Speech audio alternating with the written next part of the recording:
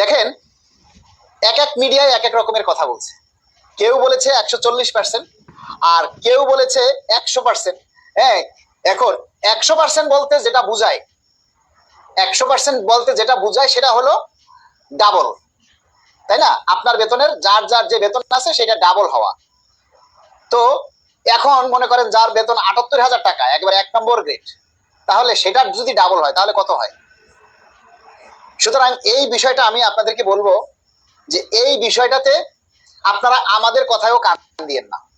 আমরাও এই ব্যাপারটা বলি না যে সর্বনিম্ন 20,000-ই হবে বা সর্বনিম্ন 25,000-ই হবে, এই ব্যাপারটা আমরা শিওর বলতে পারতেছি না, কারণ এটা গেজেটের উপরে নির্ভর করবে। এখন আজকে যেটা আমরা দেখলাম যে মন্ত্রিসভায় একমত হয়েছে যে 2 বছরের মধ্যে পে স্কেল বাস্তবায়ন হবে। দেখেন, আমি একটা পোস্ট দিয়েছি আজকে, আলহামদুলিল্লাহ আমাদের দাবির প্রেক্ষিতে আমাদের পে স্কেল 2 বছরের মধ্যে বাস্তবায়ন হবে। আচ্ছা, এই যে কথাটা দিয়ে আপনারা কি বুঝছেন বলেন তো?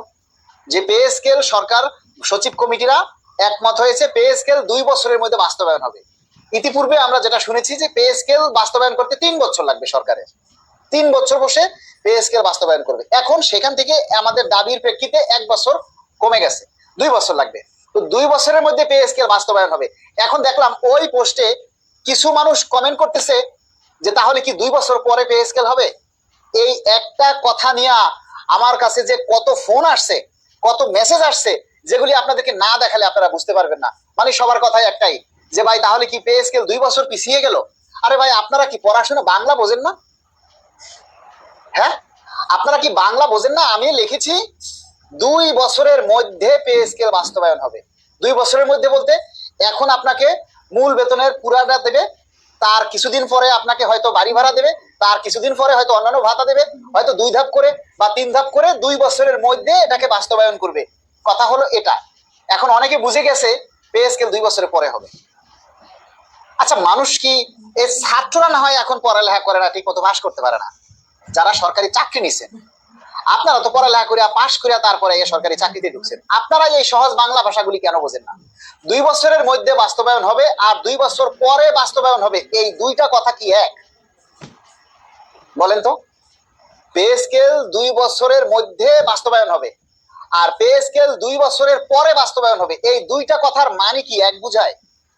এইটুকু বোঝার ধারণ, এই কথাগুলি এইটুকু বোঝার সক্ষমতা আপনাদের নেই? বলেন। মানুষ অনবরত ফোন দিচ্ছে, অনবরত ফোন দিচ্ছে, ফোন দিয়ে কথা একটাই যে ভাই শুনলাম 100% নাকি বৃদ্ধি হবে। তাহলে 100% বৃদ্ধি পেলে কি হবে? আবার কইবো যে ভাই 2 বছর পরে কি পে স্কেল বাস্তবায়ন, আমরা কি বলছি কখনো 2 বছর পরে বাস্তবায়ন হবে? এই সিম্পল জিনিসগুলি আপনারা বুঝতে পারতেছেন না, অনেকেই বুঝতে পারে না। ভাই বাংলায় লিখি, আমরা ফেরেশতা না, আমরা যতটুকু জানি আপনাদেরকে ততটুকু জানানোর চেষ্টা করি, কেননা আপনারা জানার অপেক্ষায় থাকেন, এই জন্য বলি। তো আপনাদের যদি কারো ভালো না লাগে তাহলে শুনেন না, আমরা তো কাউকে জোর করতেছি না। এই যে আপনাদের নিয়ে কথা বলতেছি, পে স্কেল নিয়ে কথা আলোচনা করতেছি, এটাও আন্দোলন। খালি ওই অফিস আদালত বন্ধ করে দিব, অফিস আদালতে তালা মাইরা দিব, রাজপথে নাইম না রাজপথ ফাটাইয়া ফেলাবো, হ্যাঁ ভাইঙ্গা চুরা ফেলামো, অমন কর্ম তমন কর্ম, এটাকে আন্দোলন বলে না। এটা আন্দোলন নয়। সরকারি কর্মচারী হয়ে আপনি এই ভাইঙ্গা আলামো, সিরিয়া আলামো, ভাইরা আলামো, এই কথা আপনি বলতে পারেন না। এইটা বলার সময় নেই, এই কথা বলার সময় বা সুযোগ এখন আর নেই। কেন নেই? কারণ সরকার পে স্কেল বাস্তবায়নের জন্য তোড়জোড় ভাবে দ্রুতভাবে কাজ করতেছে। আমরা এটা বুঝি যে আমরা 11 বছর অপেক্ষা করেছি, আমাদের পেটে ক্ষুধা, আমরা আর সহ্য করতে পারতেছি না, আমাদের অভাব বেশি, দ্রব্যমূল্যের দাম বেশি, আমরা যে বেতন পাই তা দিয়ে আমরা চলতে পারতেছি না, আমরা সব বুঝি ভাই। কিন্তু বুঝলে কি করব বলেন? আমরা কি সরকারের মাথায় বাড়ি মারতে পারবো? বলেন।